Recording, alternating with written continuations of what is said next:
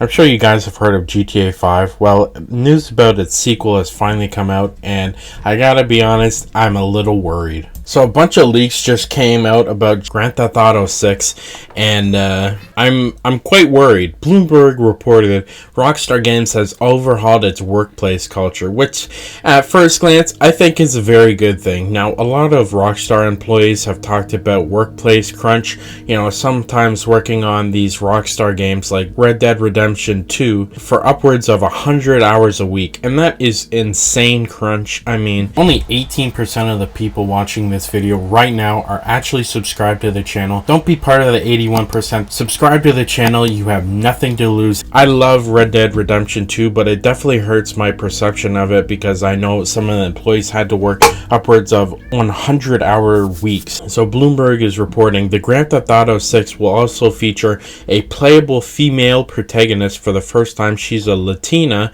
that is one of the pair of the leading characters influenced by Bonnie and Clyde. Now, this is actually not the news that I'm worried about. I actually think this is not a problem for me. Now, obviously, it looks like they're going the route of representation, and I'm mostly okay with that, even though 100% the majority of the fan base for Grand Theft Auto games are not women. I'm sure for the small amount of people that are Latina females, they'll enjoy something like this. And being influenced by Bonnie and Clyde, that's a really cool idea, and I'd love to see it played out. I really hope there's a lot influenced by, the robberies like in GTA 5, because those were probably my favorite missions, and I hope they work out a bit of a better story, because honestly I don't remember much of it from GTA 5. All I really remember is the heist, so we'll see if that improves. They're also saying some of the working title name is Project Americas, which I'm pretty sure will change. The main location is a fictional version of Miami, plus its surrounding areas. I like that. That's a cool setting, and you know what? A lot of people were spectating that it would be a Miami location, so I guess that's what's happening. The game will evolve over time, adding new cities. The game world is already large, more interior locations than previous GTA games. And so some of that sounds like good news, but I'm also very worried. Now, if you didn't catch that last part, it says the game will evolve over time, adding new cities, which most likely means that that Rockstar is moving towards a more subscription-based thing. They'll have some type of Rockstar Battle Pass, and you have to complete things in the new cities, and you have to continue to buy stuff, which is really unfortunate. I mean, we've seen plenty of these game models in the last couple of years, the live service models that just do not work out. I really hope with all the time that Grand Theft Auto and Rockstar is putting into this game. I mean, if you didn't know, GTA 5 came out just about a decade ago, literally 10 years, and so that's crazy amount of time between sequels, especially in the gaming world. But yeah, them saying that it will evolve over time definitely to me speaks that it'll be a live service model, and I really just hope they don't mess this up, because Red Dead Redemption had an online mode and it was just terrible. And I mean, that's obviously, for a cowboy game, and maybe there'll definitely be more things to do in, this modern Grand Theft Auto, but I'm still a little worried because of how much they messed up with Red Dead Online. I'm crossing my fingers. So here are some of the good changes. Some of the changes at Rockstar since 2018 includes more producers to help avoid overtime, schedule changes, conversations of contractors to full-time employees. That's really good. You get benefits and more money through that. Removal of abusive employees. That's a big W. The gaming environment has had problems with that over the last couple of years, and I'm glad to see that Rockstar's just removing them because they don't need that toxic crap.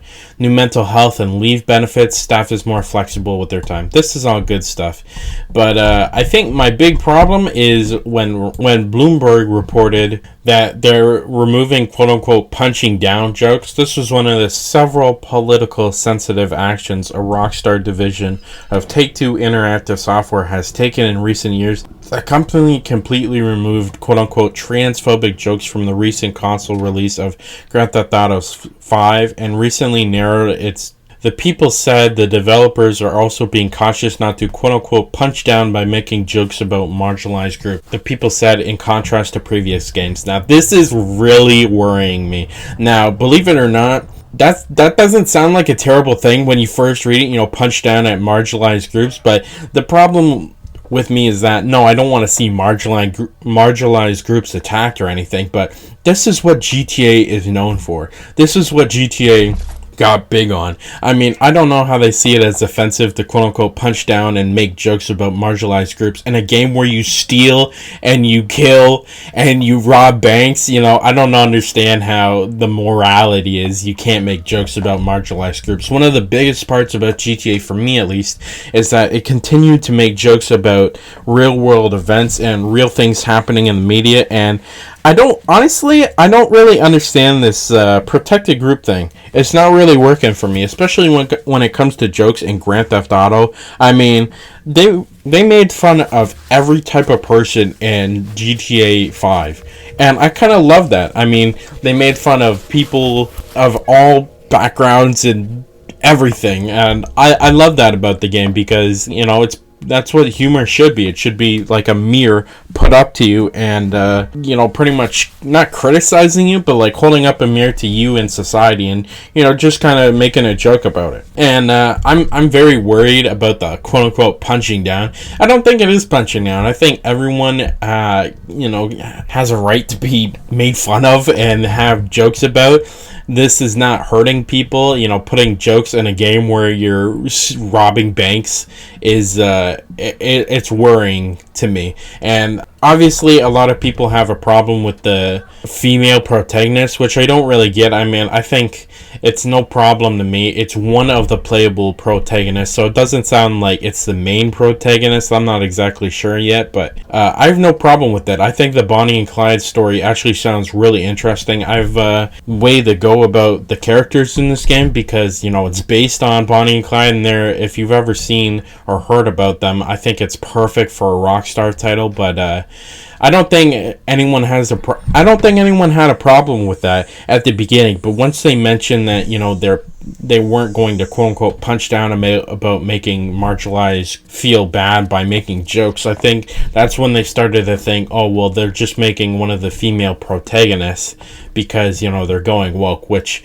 honestly I don't believe. But I mean, I completely understand why people would think that, especially because, you know, they added this little part in, and I'm very worried because I really do think this is what made GTA. You know, it was pretty much dark humor, and I mean, obviously, I know people have become less and less, you know, tolerant, quote unquote, of dark humor, especially over the last couple of years, and they say no, they don't want to punch down, but I'm very worried about this news, and I hope it's not as bad as I'm thinking it is, because, you know, I'm clenching my teeth, especially because regardless of what I say or what the community of, you know, online people say, GTA 6 is going to sell like crazy. GTA 5 is one of the most sold games of all time. It's one of my favorite games of all time, and that's the same way for a lot of people. And so regardless of what we say or do, it's going to sell like crazy. And I just really hope it doesn't